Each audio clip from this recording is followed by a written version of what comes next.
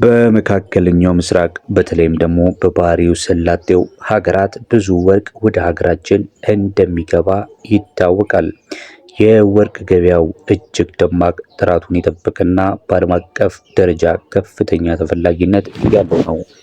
የሳውዲ አረቢያ፣ የዱባይ፣ የባህሬን ወርቅ በባህሪያቸው፣ በጥራታቸው፣ በዋጋ ሁኔታቸው የየራሳቸው መገለጫ አላቸው። በተለይ እነዚህ ሶስት የገበያ ቁልፍ ማዕከላት ዝርዝር ዋጋቸው በ24 ካራት፣ በ22 ካራት፣ በ21 ካራት በስንት እየተሸጡ ይገኛሉ የሚለውን ሙሉ መረጃን ይዤላችሁ መጥቻለሁ። እስከ መጨረሻው ድረስ አብራችሁን ቆዩ። ቪዲዮውን ስትጀምሩ ላይክ ማድረግ፣ ለቻናላችንም አዲስ ከሆናችሁ ቻናላችንን ሰብስክራይብ እንዲሁም የደወል ምልክቷን በመጫን ዘውትር የተለያዩ የሀገር ውስጥና ዓለም አቀፍ የወርቅ ዋጋ መረጃዎችን ትከታተሉ ዘንድ በማክበር እንጠይቃለን። እነዚህ ሶስት ቁልፍ የገበያ ማዕከላት ምን አይነት ባህሪ ያላቸው የሚለውን ጀምረን እንመለከታለን። ምን አይነት ባህሪ ነው ያላቸው እነዚህ ሶስት የገበያ ሁኔታዎች የሚለውን ስንመለከት ዱባይ የዓለም አቀፍ የወርቅ ንግድ ማዕከል በመሆኗ ወርቋ በዓለም ዙሪያ ባሉ ቱሪስቶችና ነጋዴዎች ዘንድ እጅግ ተመራጭ ነው። ባይዘዌ የንድፍ ስብጥራቸው፣ የዲዛይን ዳይቨርሲቲያቸው የዱባይ ወርቅ የዓለም አቀፍ ዲዛይኖች መገኛ ነው እንድንል ያደርጓታል። የህንድ፣ የፓኪስታን፣ የጣሊያን፣ የቱርክ፣ የአረብ ባህላዊ ጌጣጌጦች በሰፊው የሚገኘው ዱባይ ነው። በተለይ ደግሞ ከፍተኛ ጥራትና ቁጥጥርም አለባቸው። በዱባይ የሚሸጥ ማንኛውም ወርቅ በሙኒሲፓሊቲው ጥብቅ ቁጥጥር የሚደረግበት በመሆኑ ካራት እጭበረበራለሁ ብላችሁ አትፈሩ። 22 እና 24 ካራት ደግሞ ዱባዮች በጣም ይወዳሉ። በጣምም በብዛት የሚሸጡት ይህንን ወርቅ ነው። ሌላው ደግሞ የፊኒሺንግ በዘመናዊ ማሽኖች የሚሰሩ እጅግ ረቂቅና ማራኪ የሆኑ ዲዛይኖችም አላቸው ዱባዮች። ዋጋቸውስ ካላችሁ እንግዲህ ታክስ ቤኒፊት አለው። በተለይ ዱባይ ያላችሁ ሰዎች በጣም ትልቁ ቤኒፊታችሁ ታክስ ነው። ዱባይ ለወርቅ ጌጣጌጦች የ5% ተጨማሪ እሴት ታክስ እንዳለ ይታወቃል። የሀገር ውስጡ 15% ነው በእኛ ሀገር። ዱባይ ላይ ግን የ5% ተጨማሪ እሴት ታክስ አላት። ቱሪስቶች ወይም ደግሞ ሲወጡ ሪፈንድ ይደረጋል። ሪፈንድ ማለት ተመላሽ ይደረጋል። ከያዛችሁት የወርቅ ዋጋ ላይ ካልኩሌት ይደረግና ተመላሽ ይደረጋል። ነገር ግን እዚህ ጋር ልታስታውሱ የሚገባው ነገር ጎልድ ባርን ከገዛችሁ ምንም አይነት ቀረጥ ተመላሽ አይደረግላችሁ። ምክንያቱም ተርፋችሁ እሱ ብቻ ስለሆነ ማለት ነው። የተሰራ ወርቅ 21 22 ምናምን ከሆነ ግን ተመላሽ ያደርጋሉ። ጎልድ ባር 24 ካራት ከሆነ ግን ምንም ታክስ የለም ማለት ነው። የስራ ማስለያው ምን ይመስላል ካላችሁ ደግሞ በዱባይ ወርቅ መገበያ ላይ የጎልድ ሳክ የሚባል አለ። ከፍተኛ ነው ውድድሩ ማለት ነው። እና የጌጣጌጥ የስራ ማስለያ ዋጋው በመደራደር በከፍተኛ ሁኔታ ልታስቀንሱ ትችላላችሁ። ግን እናንተ ጎበዝ መሆን አለባችሁ። ጥሩ ተደራዳሪ መሆን አለባችሁ። በተጨማሪም ዋጋው በቀጥታ ከዓለም አቀፍ የቦርሳ ዋጋ ጋር ወይም ደግሞ የማርኬት ዋጋ ጋር ስለሚያያዝ ከዛ ጋር በደንብ በመከታተል በደንብ ከተደረደራችሁ የጌጣጌጥ የስራ ማስለያ የሜኪንግ ቻርጅ የሚለውን ልታስቀንሱ ትችላላችሁ ማለት ነው።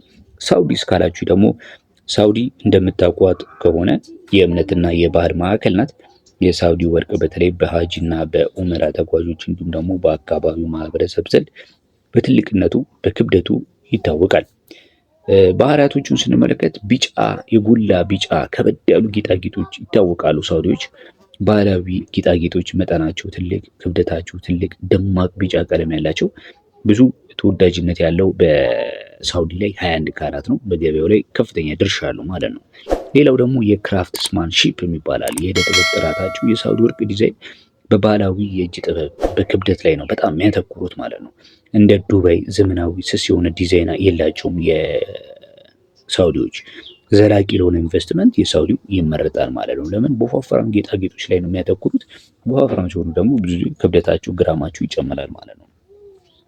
ታማኝነታቸው እስካላችሁ እንግዲህ የመንግስት ቁጥጥር እዚህም ሀገር በጣም ጠንካራ ስለሆነ የንጽህና ደረጃው አስተማማኝ ነው ማለት ይቻላል ማለት ነው። ዋጋው እስካላችሁ ዋጋውን ስንመለከት ቋሚ ነው። ብዙ ጊዜ የተረጋጋ ዋጋ ነው። በሳውዲ የወርቅ ዋጋ በመንግስት ቁጥጥር ስር ባሉ መተግበሪያዎች በየቀኑ በግልጽ ላይ ነው የሚለጠፈው።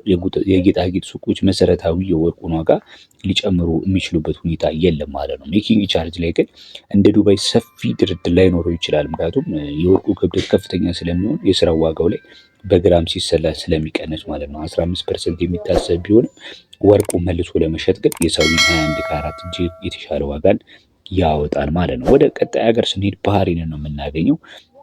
የእደ ጥበብ ልዩ ጥራት መገለጫ ያላቸው ባህሬን በባህረ ሰላጤው ሀገር ውስጥ እጅግ ጥንታዊና ጥራት ባለው የወርቅ ማጣሪያ ስራ ትታወቃለች። ስለዚህ ምን አይነት ባህሪ አላት ካላችሁ ቢጫ ቀለም አላት። ባህሬን ወርቁ የሚቀመመው በሆነ ጥበብ በሆኑ ጌጣጌጦችና ልዩ ሳቢ የሆነ ደማቅ ቢጫ አላቸው ማለት ነው። 21 ካራቱን ስንመለከት በባህሬን የገበያው መሪ ነው ማለት ነው። የእጅ ስራውን ስንመለከት እንግዲህ ባህሬን በባህላዊ የእጅ ስራ ጌጣጌጦች ትታወቃለች። ዲዛይኖች ጥንታዊ የአረብ ባህልን የተፈጥሮ ዕንቁዎችን ያካተቱ ናቸው ማለት ነው። ከፍተኛ ንጽህና በባህሬን የወርቅ ጥራት ፍተሻ እጅግ በጣም ጥብቅ ስለሆነ የባህሬን ጎልድ የሚለው ስም ራሱ በባህሬን ሰላጤው ትልቅ ብራንድ ነው፣ ትልቅ ማረጋገጫ ነው። ዋጋውን ካላችሁ ደግሞ የእደ ጥበብ ዋጋው በባህሬን ወርቅ ላይ የሚጠየቁ የስራ ዋጋ ከዱባይ እና ከሳውዲ ከፍ ሊል ይችላል ማለት ነው። ዋጋውን አልረሳሁትም። እሺ ተመልካች አድማጮቼ እነግራችኋለሁ። የባህሬን ዋጋ ኢንቨስትመንት ዋጋውን ስንመለከት ከጊዜ ወደ ጊዜ ውበታቸውን ዋጋቸውን ስለሚያጡ ለረጅም ቅርስነትና ኢንቨስትመንት ተፈላጊ ናቸው ማለት ነው። አሁን የእነዚህ ሶስቱ ሀገራት ዋጋ ምን ያህል ነው? 24 ካራቱ በስንት ነው? 22 ካራቱ በስንት ነው? 21 ካራቱ በስንት ነው የሚሸጠው የሚለውን እነግራችኋለሁ ማለት ነው።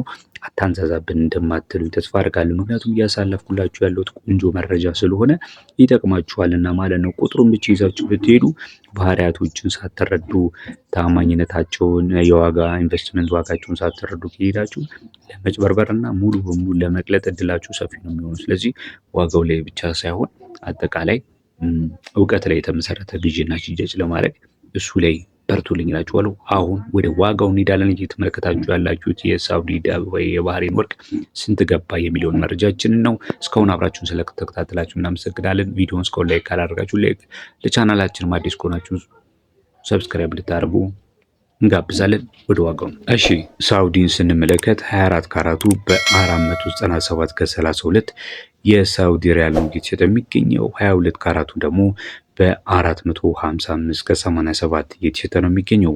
21 ካራቱ የሳውዲ በስንት ይሸጣል ካላችሁ በ435 ከ15 እየተሸጠ ይገኛል ማለት ነው።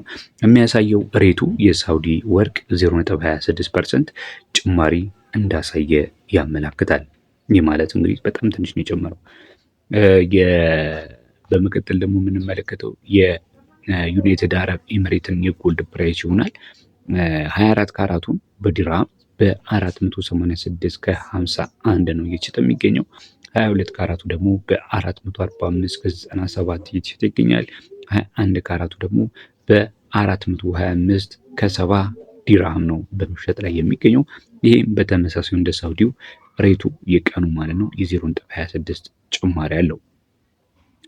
የባህሬንን ስንመለከት በ24 ካራት በባህሬን ዲናር ነው የምነግራችሁ። በ49 ከ94 የባህሬን ዲናር ነው እየተሸጠ የሚገኘው። 22 ካራቱ ደግሞ በ45 ከ78 የባህሬን ዲናር፣ 21 ካራቱ ደግሞ በ43 ከ70 የባህሬን ዲናር በመሸጥ ላይ ይገኛል ማለት ነው። ዋጋውን እንዲሁም አንዳንድ አጠቃላይ የሆኑ ባህሪያቶችን የእነዚህን ሶስት ሀገራት የተመለከትንበት መረጃን በዚሁ አበቃን። ቅዳሜና እሁድ እንደተለመደው የውጭውን የወርቅ ዋጋ በዋናነት ትኩረት አድርገን ለእናንተ ለማቅረብ እንሞክራለን። እስከዛው በያላችሁበት መልካም ጊዜ